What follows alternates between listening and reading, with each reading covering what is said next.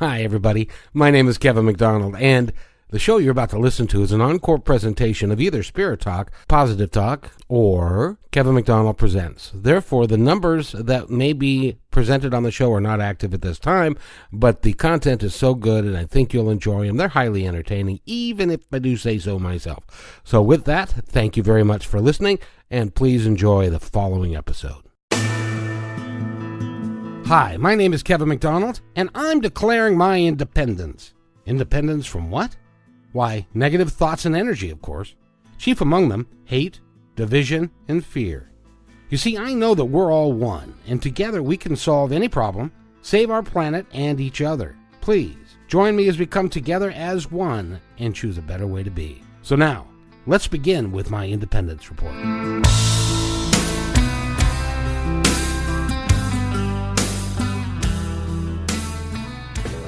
All right, welcome back to the Kevin McDonald Show, Positive Talk in the afternoon. My name, surprisingly enough, is Kevin.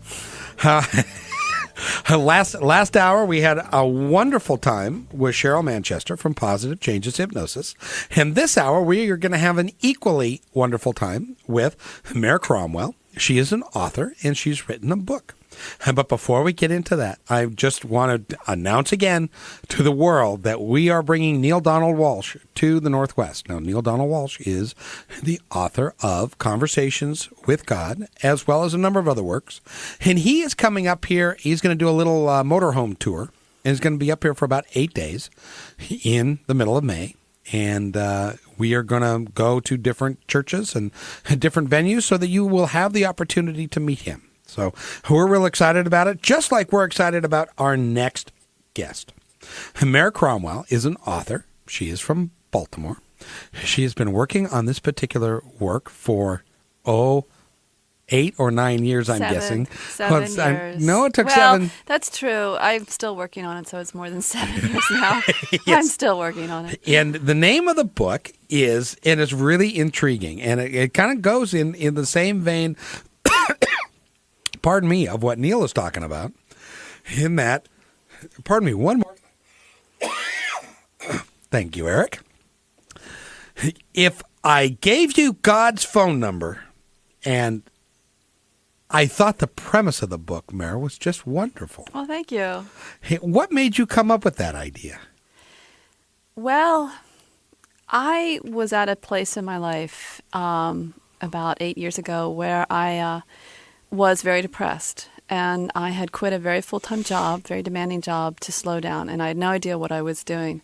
But I moved in with an older woman. I was boarding with her, and it was Father's Day, and she said to me on her way out the door to church on that Sunday morning, well, don't forget to call your father.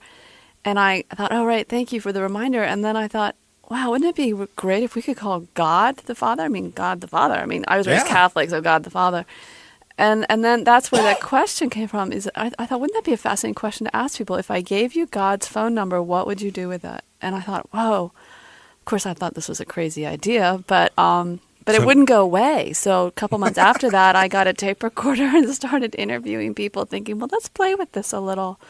And this book came out of that. I interviewed close to 50 people over 7 years and asked each person the question, if I gave you God's phone number, what would you do with that? And it's a fascinating question to ask people. It is, because it's fun, because people just didn't give you an answer.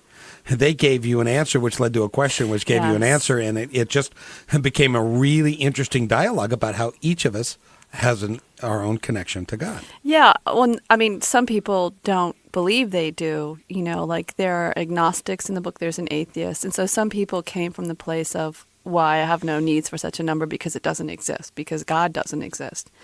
And so that's where they were, and some people said, well, I would call, and then we would discuss. They would share with me what they would want to talk to God about, and then I'd put it back to them, well, how do you think God might respond to that question? And so they really went very deep into kind of within themselves, that deep center. Sometimes they answered their own questions and surprised themselves. And in the meantime, they started to tell me who God was for them. And then there were the people who I interviewed who actually said, they had God's phone number already. And I love that. That was fascinating. And so then I, of course, wanted to know, well, how do you use it? How did you get it? And then they shared with me some really fascinating things. So your background was business? No, my background, far from it. Oh, well, it was a high-stress job, so I just kind of assumed Yeah, it was... no, actually it was nonprofit, but I was working internationally doing environmental work. Oh, I was very good. running an international environmental program. And it was wonderful travel and really fascinating people who are very committed to the earth. And, I really actually belong in the Northwest. It's so great to be here. I almost moved to Bellingham 8 years ago, and through a weird set of circumstances, I landed back in Baltimore. And but my heart's always been out with a lot of people here in the Northwest. I recycle. My background in the past few years has been doing sustainability training for businesses and nonprofits and people in the building community amongst writing the book. I was like juggling a number of things while I was working on the book. But so my background's not business, really. No. So now you are going on a worldwide tour promoting the book? Worldwide tour, wow. Of course. Let's start in the United States. Okay. Well, I am touring. I just was in the Midwest for 9 days in March. I was in New England in in November. I'm trying to get around. I mean, when you write a book, you have to tell people it's there. You have to get the word out. And so I actually have it's great fun. And when I go to bookstores, I have 2 events in Seattle this weekend, actually. Yes, you do. Yeah. You're going to be at East West. I'm going to be at East West on Sunday, the 13th, right? I don't have the dates in front of me. I'll be East West from 1 to 3, and then I'm going to be before that on Saturday at 4:30 at Elliott Bay. 4:30 in the afternoon on Saturday. Oh, great. Yeah. So and then I have venue tomorrow in Leavenworth. I'll be I drive to Leavenworth this afternoon, and then I head down to Portland and parts in Oregon after that. You're going to love it here. I know. But would you do us a favor? Tell everybody in Baltimore it rains and it's not very nice here. Well, to be really honest, I don't know too many people in Baltimore who are planning to move to Seattle. Wait, good. And if I lived in California, it might be different. But I actually did tell people already that it's going to be raining the whole time. I was trying to discourage them from even thinking about that thought. So you've written the book. You've done a lot of research on it. You've talked to a lot of people. And so what is your take of spirituality in America? Where are we? I think we're all over the map. Americans, actually, I have to tell you a story. I was in Ann Arbor, Michigan about a month ago doing a book event, and I was at a restaurant with some friends after my book event, and I walked out of the restaurant, and one of my friends I was having dinner with is from Lebanon. And so we walked out of the restaurant, and one of his friends was there, who was also Lebanese, and they saw my book, and the other man who was Lebanese said, well, gosh, that's fascinating. I've been on this quest for God all my life. And then he looked at it, he says, but you found spirituality in America? You found it here? And I was really taken back with that. And I went, wow, that's a great, interesting question to ask me. And then I explained to him that I really did. I mean, I found a lot of people who are really searching. I found a lot of people with a lot of questions. The interesting thing about it is I told him, well, I did find a lot of answers in this search. And I'm still on the search. I mean, it's a lifelong process. But one of the sources for a lot of my answers happens to be a Native American woman. She's a Cherokee shaman. And then this man said to me, well, she's not American. I said, I don't know how you get more American than a Native American. But then he made me think. He really did. Yeah, well, our culture really isn't portrayed as being... I think we're portrayed as more religious, secular, and yes. and well, you got the separation of church and state, but there isn't a real spiritual movement here. It doesn't seem to be, and the one that exists is kind of all over the map. You're right. Well, we are all over the place, and that really came out in the book. I mean, there are so many different ways that people perceive God and relate to God, which I think is true across the world anyway. Because personally, I feel like each of us has our own unique experience. It's like we all experience chocolate uniquely. I mean, I cannot tell you how I experience chocolate other than I can tell you I love it. But I can't really explain to you and have you know what it feels like inside myself when I eat it. We each experience the divine in a very different way. And churches try to, uniformly make it a common experience. And churches play a very important role, but it's really our own individual relationship. And I think Americans really are all over the place with it. I mean, there really are a lot of agnostics in our society. There are a lot of people who just aren't sure. I mean, I even had little kids come up to me last weekend at expo where I was with a table, and these little girls came up, and 2 out of the 3 said, well, I'm not really sure if there is a God. I don't know about this. I was really surprised. Now, the 3rd one was very certain there's a God, and she had all the answers. It was really interesting to hear her talk. God is everywhere. Don't you know that? God is in the trees and in the ground and all around us. And I kind of listened to her and went, wow, you go. You keep on going there. You're doing fine. Yeah, just keep on talking, because maybe you'll help these little girls. Yeah, because it's, pardon me. There's God calling. Yeah, my shoe phone is ringing. God wants to talk to you, I know. Gosh, and I tell all of my guests, just don't do that, and turn your phone, put it on vibrate, and then the host doesn't do that. I hate that. But that being said, I'm turning my phone off right now. So when we talk about spirituality in America, and we talk about how diverse we are and how many different points of view there are, that's okay, isn't it? What do you think? Well, I think it's wonderful. Unless the only time that I think it's not okay is when I feel like I need to tell you what to believe. Yeah.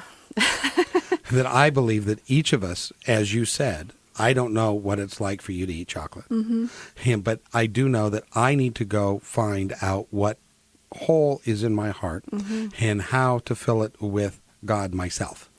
Kevin, and that's a really wonderful way to put that. The reason I really did this book was because there was a hole inside me.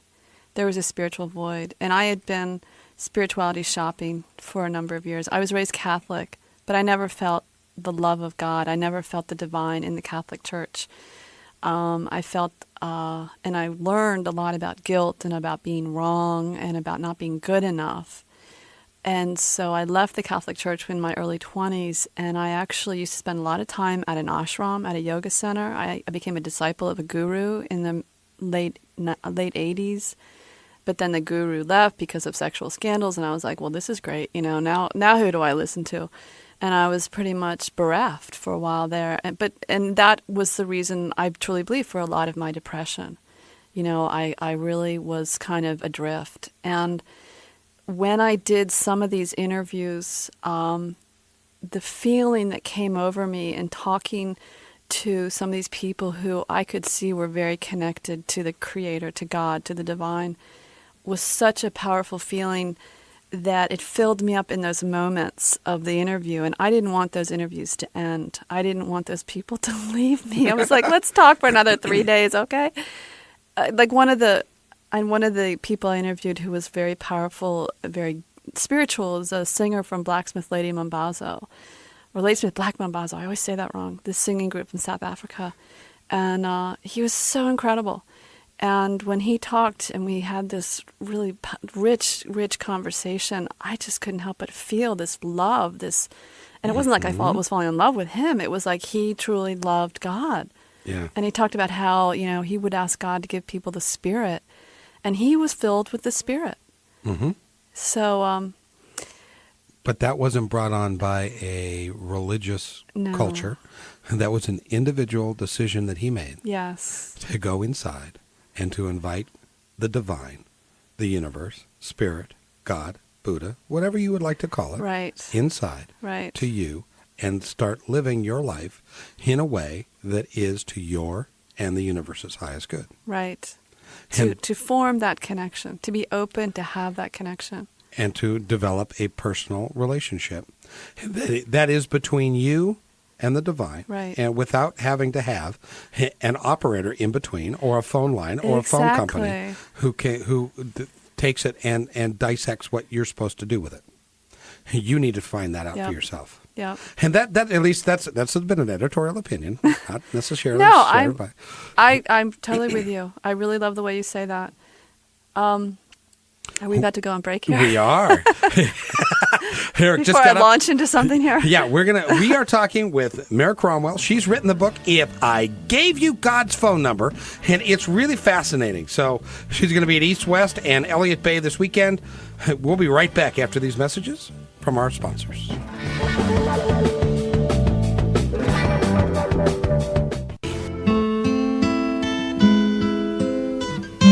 Welcome back to Positive Talk in the Afternoon here on KKNW. My name is Kevin. I'm your host, and today we're spending the entire hour with Mare Cromwell. She's written the book, I Gave You God's Phone Number, and she actually went and asked a bunch of folks what they would do if she had in her possession God's phone number, and what would they do if she gave it to them? Would they use it? Would they throw it away? I imagine, and I haven't read every case study, but I bet you there's somebody in there that said, call God. I'd be scared to. I would never do that. You know, nobody who I interviewed said they'd be afraid of calling him. Some people did say in the middle of their interview, well, I'm really not sure about this number. I mean, maybe I'd ask some questions. But, suppose I did call and it was just a busy signal all the time. Or what if he hung up on me? Yeah, or what if there's one interview called, the whole interview is called, What If God's Having a Cynical Day? I mean, suppose you were to call and God would, be kind of nasty to you and be in a bad mood. Yeah. I said, and I didn't, one of the things that I need to put out here is that I in no way questioned these people as far as challenging their beliefs. I really came from a place of very unconditionally accepting them, and I just wanted them to go deeper wherever they were. So the one guy who talked about God having a cynical day, I asked him, to go deeper with that. Well, what do you think God might say? If God's in that kind of mood, how do you think he might respond to that? And at least I think that's what I said. It's been a while since I did that interview, but these people, I tried to make them feel really safe to just speak their truth. Which is really refreshing because it's a great thing. It's kind of like, the book is almost kind of like Candid Camera in a way, because you're just peeking in on what Candid other people... heart. Yeah. Candid soul. Candid soul. It's kind of like that. what people's belief systems are, and they're opening their heart to you, obviously. Yeah.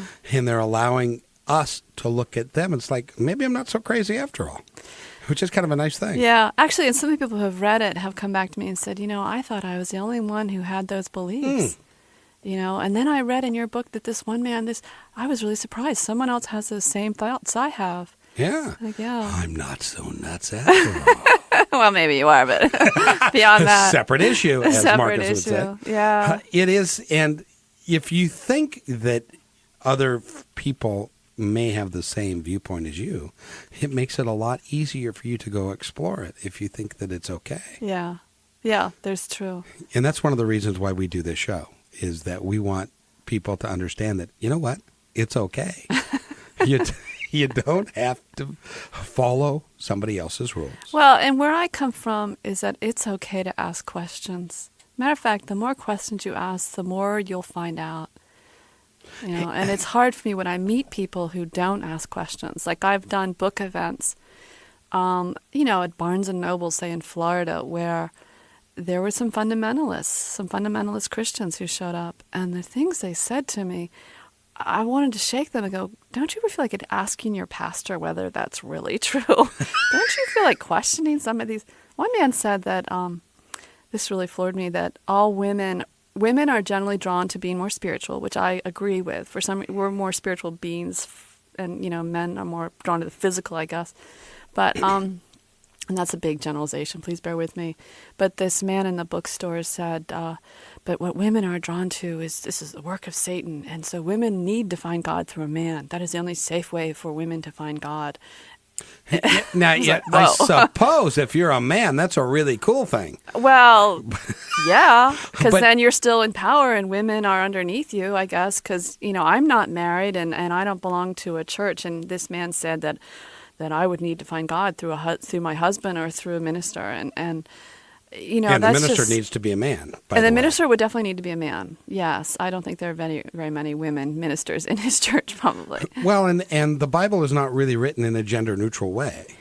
No. And it could be. But even that bothers some There folks. is a version that's out, apparently, that is. Yes. I haven't read it. And that bothers some folks. Well, yeah, because it, shakes the system. The system doesn't like to be shaken too much. It's shaken, not stirred. Yes. It's interesting because when you have a set of beliefs that have been given to you, and you don't have to go do anything personally or develop your own personal, what I call having personal responsibility for you. Yeah. If you don't have to do that because somebody else can tell you everything, that to me is you're not fulfilling your own life mission, because that's part of what you need to be doing, is to understand and to learn about who you are and who you really are and where you can be. Mm-hmm. And if you accept somebody else's definition of that, and they turn out to be, is in some cases, a felon who is hurting children or is taking advantage of his position and power. Or molesting women or stealing money or putting, cyanide in Kool-Aid. There are all sorts of religious leaders, cult leaders who Yes. have really turned out to be not very good people. I honestly believe the day of the guru is dead. I think you're right. And that people need to be responsible for themselves and what they believe and their actions of everything that they do. Yeah, let me share something with you. The same time this book came out just last September 2002. Another book came out that very same month called God Is That You? And that book is about developing a direct connection with God also. And then another book came out just a month before called I Talk to God and God Wants to Talk to You. And I don't think it's a coincidence that our books, and I'm sure there are more that I haven't heard of yet, our books all came out at the same time, because I think there is this current of whatever it is you want to call it, where I believe that God, the Creator, the Divine Spirit, is really asking us and challenging us and pushing us. Look, don't just follow your church leaders. Listen yourself. Develop that divine connection and learn to listen yourself. And if you really are listening and you're discerning where that's coming from, and it is coming from a higher place, then you can have your own connection. You don't need to then listen to somebody else who may be misinterpreting, who may be guiding you in the wrong way. And it's a lot more work doing this. There's no doubt about it. You have to be able to develop that space to learn how to listen. And that's hard to do in our busy lives and our busy society, our lifestyle. We like to be busy. We like to be running all the time, and our minds are always active and chattering. But if you learn to slow down and want to have that connection and learn how to then be still to listen, you can have incredible wisdom. And it takes a long time. It doesn't happen overnight. But that's part of what we're here to do, I believe. Well, I agree with you completely. I mean, I feel like what we're really here to do is develop each of us that God space within each of us, and to learn to drop any sense of separation between us and the divine. This is what it's all about. It's not about having bigger cars or bigger houses, and Absolutely. As long as your fundamental needs are being met, developing that inner world within ourselves is what it's about. Exactly. The interesting thing, too, is that if you believe that everything is laid out for you by somebody else, then you don't work as hard for it. And it's also easier for you to pick it up on Sunday from like 10:15 to 11:30 and then leave it there. But if you are interested in developing your own connection, you can't just pick it up and then put it down. No. It kind of carries you around with you. Well, and after a while, if you really are committed to it, it's like it comes through you. It's like you give your life over. And I sometimes I listen to myself and I go, God, I sound like an evangelist. And I really don't see myself as an evangelist. No. And I mean, don't follow me. If you want to read my book, great. I hope you do. But don't follow me. Do it your way. Figure out your way. And if you find people who like your way and want to do it with you, fine. The name of the book is If I Gave You God's Phone Number, Searching for Spirituality in America. Mare Cromwell is the author. She spent 7 years talking to people, and asking them that question, which led to an answer. Another question. Which led to another question. And they ultimately got very deep into their own belief system. Yeah. And in many cases, discovered the flaw in their belief system along the way. And some changes that they wanted, because in some cases they contradicted each other. Yeah, they did. Well, they contradicted, like one person said something very different than another person. And sometimes they clarified what they were saying as they were talking with me. And at the end of it, they go, wow, I never thought about it, but you really helped me kind of go deeper with this. Yeah. We don't talk about God. We're afraid to talk about God. I think we're afraid of being told we're wrong. Absolutely. And as I'm out and about doing bookstore events, what I'm realizing is people are really hungry, actually, to talk about their spiritual lives. They're hungry to find a safe place to talk about it, because people have amazing experiences, but they are afraid they're going to be seen as crazy if they talk about it. You're nuts. I know. You saw that and you felt that. You must be You wacko. did, And it's yeah. like, actually, the more connected you become, the more you experience.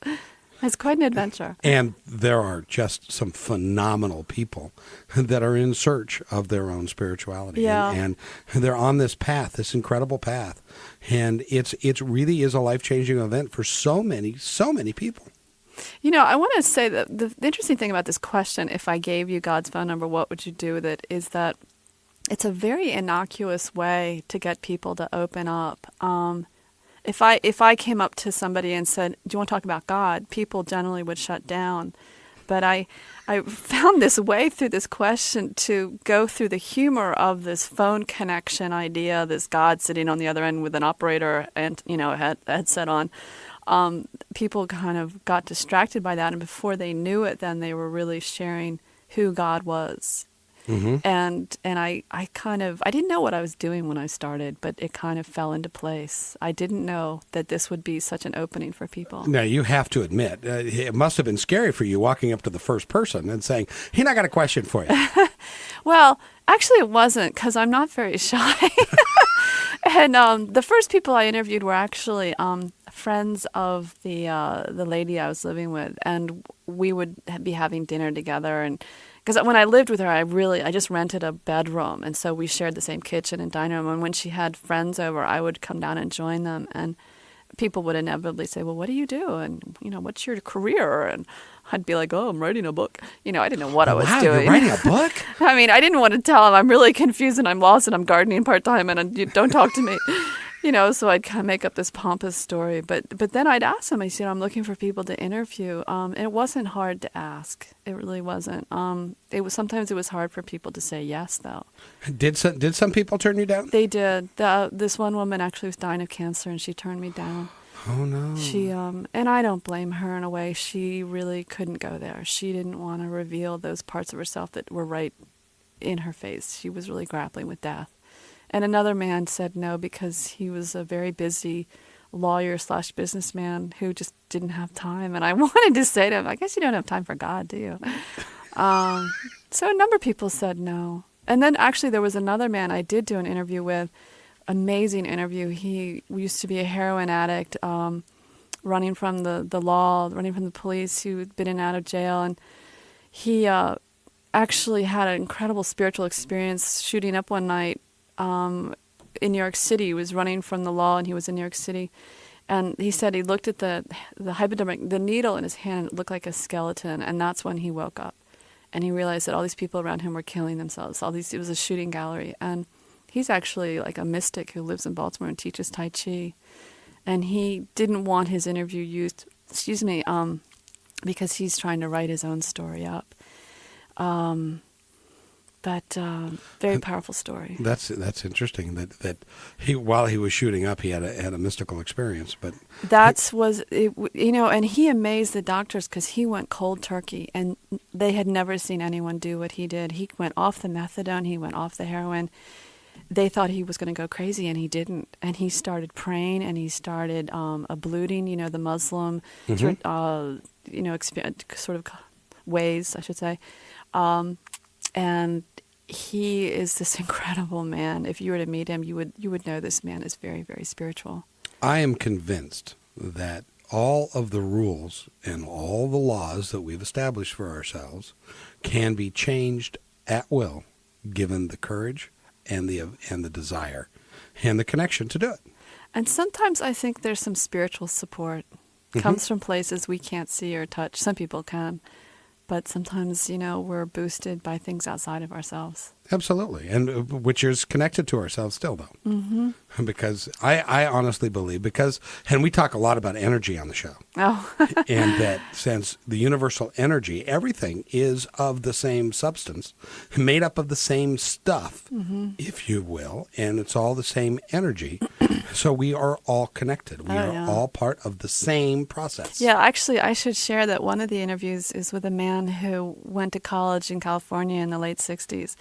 And he said that his foundational spiritual experience was taking acid and being in the redwoods off his campus there in California, and that he experienced this powerful oneness that blew him away. And it was all through, psychedelic. Now, I don't recommend everyone go out there and experiment with that, but for him, it really sort of laid the groundwork for how he sees the universe and this powerful creative force that we are all part of. And it's a huge thing. It's a huge thing. Oh, yeah. It's so much bigger than we are. Absolutely. And it's something that we can't even begin to fathom. But we can touch it. It's though. cool. And that's why a book like yours, if I gave you God's phone number, puts it at its very base level. Because it paints the picture that God could be on the other end of the phone and that you just pick up the phone and talk to him. And that we can have a dialogue. Mm-hmm. It's a two-way dialogue. A lot of people don't think that. They think you just pray and you just put it out there. But it can be a two-way dialogue. I believe that God has never stopped talking to us. He continues to talk to us on a daily basis. And we just need to listen. We just need to have our ears on. Tune in. Yeah, we have a local celebrity, and he's been around for a long time. He's a clown. He had a morning show. He's going to be on the show tomorrow. Oh, cool. So I'm all excited about having Cool. JP Patches on the show. Oh, neat. So if you've been, amazing how I could segue into that, isn't it? But he had something that was called the ICU2 TV set. And that's how I picture us with God. It's like the ICU2 TV set. We can see each other and we can be connected to it all the time. So anyway, that's my segue. JP Patches will be here tomorrow. We're going to go ahead and take a commercial break.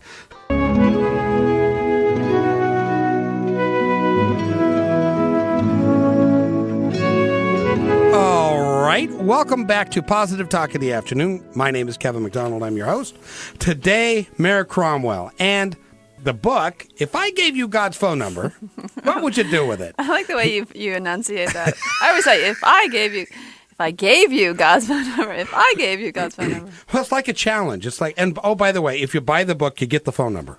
That's not true. Don't tell people that. There is no phone number listed. People come up to me in bookstores. They say, well, so do you have the number? Can I have it? And I look at them and I go, do you really want it? And one man did this older man, and he says, well, yeah, I do. I said, well, you know what? Can I tell you a secret? And he looks at me. I said, you know what? You already have it. He looked at me. He didn't know what to say, and he left. He walked out of the store, and I gave him some food for thought. You already have it. Actually, it's a fundraiser for the Pope, and it's No, 1-900. it's not. No, I'm kidding. Stop. I'm sorry. That's a little irreverent of False me. I know. advertising. I know. But it's a great book. It has like 50 different people that she Oh, no, introduced. actually 21. They're 21. I'm sorry, 21. I lied. But it would have been There will be another book. I'm interrupting you. I'm sorry. You may. It's your book. You can do anything you I like. can say whatever I want. Do whatever That's I right. want. That's right. Oh, look, the mountains are coming out. Isn't it pretty? And you will have a wonderful time here in the Northwest. I guarantee you that. Oh, I'm looking forward to it. I love being out here. I also want to introduce and invite Katie Evans to the show. She's on next, but she had nothing else to do, so we thought, I am. yeah. So we should, let's ask Katie a question. So, Katie, what would you do if I gave you God's phone number? Call. Cool. So what would you say? There's a really funny joke about this. Well, we're ready. Would you for like a me to joke. hear? Yes. Actually, it's one I can tell on. Can you tell, really? It's a clean joke. It's a little sexist, but It's a God clean joke. hey, everything else is. That's okay. You So- should have heard what she said a couple of moments ago. That I got you fired up. But go ahead. so, did I say? this reporter gets an interview with God, and he's really excited. So he goes and he's interviewing God, and he says, "So tell me, God, what do you think about the Pope?" And he says, "Nice young man, nice young man." He says, "We decided to do something a little different. We went Polish instead of the traditional Italian, but he's doing a good job for us." He says, "So tell me, God, do you think there will ever be a woman Pope?" God thinks for a minute. He goes, "Well," and then he thinks again. And he says, "Oh." And God says, "Well, I suppose that'd be a possibility sometime in the future. Not as long as I'm God, of course." Well, what we were talking about earlier is she ran into a gentleman in Florida who basically said that the women are more spiritual than men, and men are more real than women. And so, in order No, to I'm get drawn to being more physical than than spiritual. Yes, but in But order he didn't say that. He No. said that women need to find God through a man, because the spirituality that women are drawn to is really the work of Satan. This is what he said in this book. And he knows. there's another joke about that, but I'm not allowed to say that one. The people who know are the scariest ones. Well, and then they tell you that you're wrong and that you'll go to hell because you don't know what they know. That's or the ones who believe- know. who don't. I had a man tell me in a bookstore that I'm an unbeliever and I'm probably going to go to hell. And Yeah, but you're going to be in such great company with the rest of us. I don't think hell exists. We I don't create hell ourselves. We Yeah. create our own hell. That's where I'm Now, going. but if you go there, then you have to go. Well, then there's no Satan. Okay. Which No, not okay. necessarily. There's a difference there. I Well, think there's but- a distinction. I think we create. I think we create our own. Our own hell, and also our own Satans. Mm-hmm. We can. I think evil does exist mostly in human traits, greed, and Saddam stuff, Osama stuff. Osama stuff. Actually, but they do it in the name of God. Yeah, the Osama Afghani does. man who's in the book, who's the second to last chapter, he talks about that. He talks about how, how could anyone think they're doing the work of God when they're coming from a place of hatred and anger and vengeance? And this is where Osama bin Laden's coming from. And even though Osama thinks he's doing the work of God, this is the work of the devil. And this is exactly what Abdullah said, the Muslim Sufi who's in the book. And I was like, whoa. I'm going to print this in my book. I think that Yeah. there are a lot of people, regardless of their faith, who understand that if you approach anything with hate and fear and division and death and destruction, that doesn't come from God.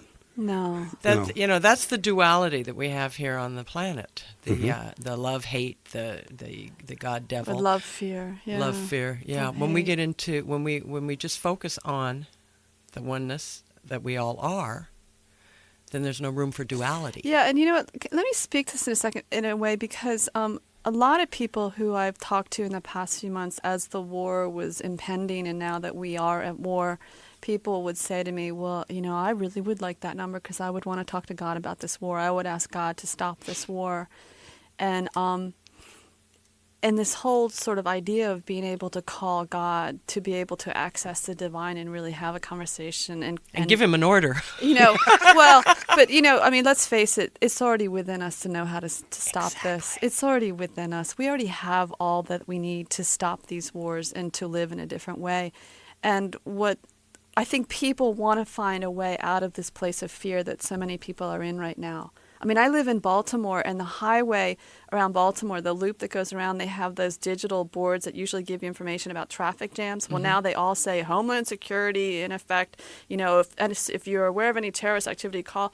I mean, here we are driving on the highway being reminded every 10 miles that there are terrorists at our door, or terrorists amongst us. And how can we not be afraid? And I think people want to find this place of security. And one woman actually said to me, God's like a big security blanket, a big, warm, fluffy blanket. And if we could curl up in that a lot more, we wouldn't be so afraid. I thought that was a wonderful image. You we can. can. And we can. It's just a choice. Yeah. Yeah. Do you choose fear? Do you choose peace? Yeah. Yeah. And, I got to tell you a funny story. My niece, today's her birthday. Happy birthday, Stephanie. Happy birthday. When she was 8 years old, after my husband died, my sister and her daughter and I moved in together. And she asked me one time, we'd have these really great conversations, 8-year-old. And she asked me one time, she says, how do you think I could help make peace in the world? Wow, what'd you say? I said, well, and I knew she was having struggles with one of her classmates, a little girl, and they were, clashing. And I said, well, the first thing I think you want to do is make peace with that little girl. But I don't want to do that. She looked at me and said, no, I want to do something bigger. And I think that's so true of most of us. Yeah. I want peace on earth, but I don't want to really give of myself to create it. Yeah. I'll call God and have God do it. Because, again, we're still going outside. Well, Starts with you. If we could just get everybody to forgive each other for doing stupid stuff on the highway. Yeah, exactly. I mean, let's start there. Don't flip honk that guy off. Yeah, don't flip the guy off. Don't honk, and just slow Down. Recognize that he ain't perfect either, or she ain't perfect, and you're not. And Maybe we need compassionate driving classes. Oh, I like that. I Would that like be? that. Compassionate car classes, the CCC. We could do something with that. You know, gentleness on the road. You guys drive a lot slower here, actually. I've driven back east, Baltimore. It's woo, cutthroat. Yeah. Actually, Michigan's the fastest. They're like 80 miles an hour. well, we're in the middle of a change because there are a lot of people who've lived here for a very long time, and we're used to how we drive. Because I've driven in California and I've driven back east. It's a different animal. Yeah. And you pick your car based upon how fast you have to accelerate to get on the freeway in L.A. versus here when it's different. So now, though, we've got a lot of transplant. So we've got a lot of folks that are used to driving that way in L.A. and a lot of people that are used to driving a little slower. Well, then you here. need patient car classes. Yes, we do. Compassionate car classes. Well, and the roads are just so terrible here. They're just so clogged up. You know, we were talking about traffic. Let's talk about God in traffic. Suppose you saw God on the highway. Would you wave? Well, you know, there's that song out there that said, "What if God was one of us?" What if God was one of us? Just Slav, yeah. Gosh, I can never remember that singer's name. It's terrible, but it's such a great song. Eric knows. It's Joan Osborne. Yes. Joan Osborne. Name. I play trivia really poorly. And which is a great song. But there's a lot of that coming out in our culture now because I think a lot of people are searching. Yeah. They're searching for something. Well, there's some better. big questions. There's some big challenges going on around the planet. I mean, it's interesting. I want to share you that a Brazilian publisher has just bought the rights to this book, and he's going to translate it into Portuguese for Brazil. And he and I talked on the phone in December because he had some ideas about how he wanted to do it, and I needed to call him. And he said, you know, there's so many questions people are asking these days. There's so much that we don't know and people are grappling with. He says, your book is so perfect, you know, if we could call God. And he's been showing the book to his family and friends, and people are like, wow, you know, what a great idea. Yeah. And he's coming from that place, though, of there are global challenges right now that they're hard to find answers for. Yep. You know, and he's like, they need to have that spiritual trust. And I'm putting words in his mouth in a way, but he really touched me deeply. I mean, I was so excited because here's a man who really got the book. He got it. He really understood it. For the first time in the history of our planet, we can do two things. And we've been able to do them for the last, little while now. One is that we can globally kill ourselves. Mm-hmm. And the other one is we can globally communicate instantaneously. And use it to heal ourselves. And we can't separate the two because we can't continue to separate ourselves from people in other parts of the world because we are able to communicate and so I well. think what you're getting at, and this is not something that's just a current question, it's been a perennial question as long as we've been humans, two-leggeds, is that we can see ourselves as separate or we can see ourselves as one. Yep. We can be global citizens or we can be very kind of territorial, and I live in Baltimore and my Baltimore city is better than your city. Isolationist. Yeah, or individualists. And this is where we have choices. And part of it is seeing the oneness.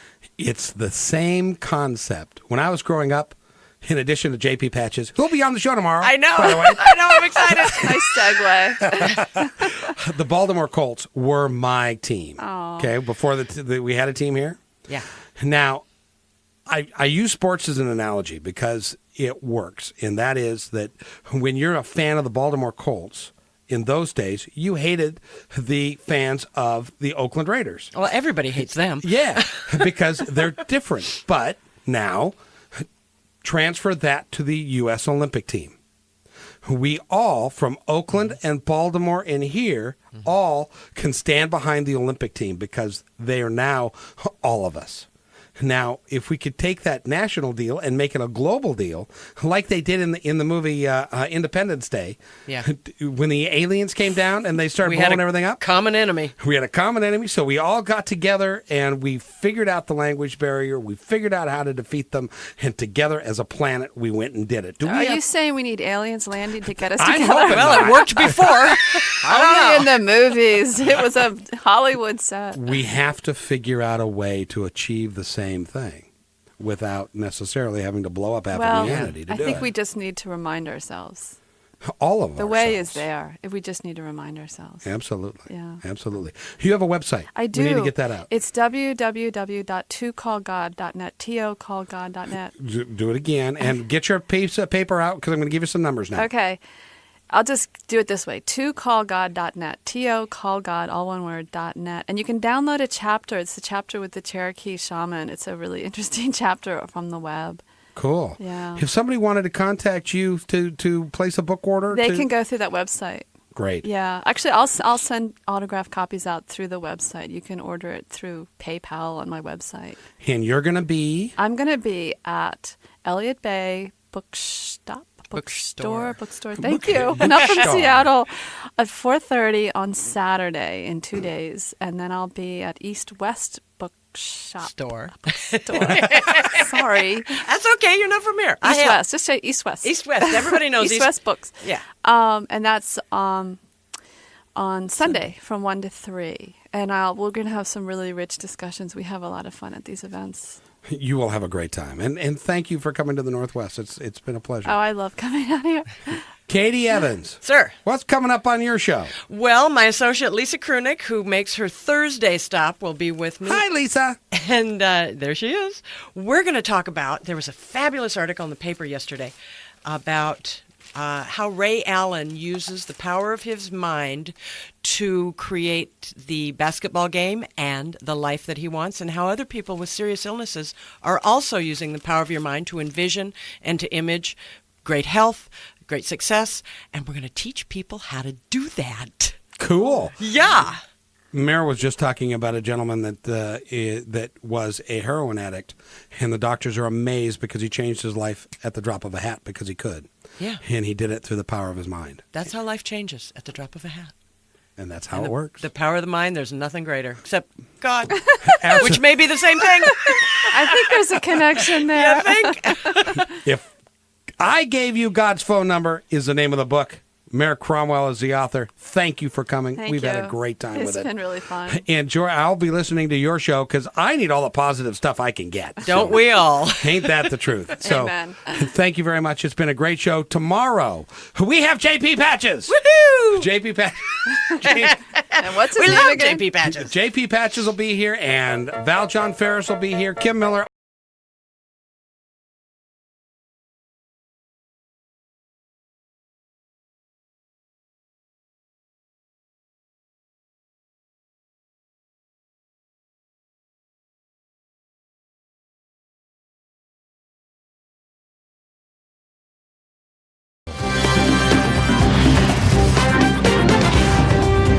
Another major Iraqi city falls to the coalition along with the remnants of Saddam Hussein's former regime.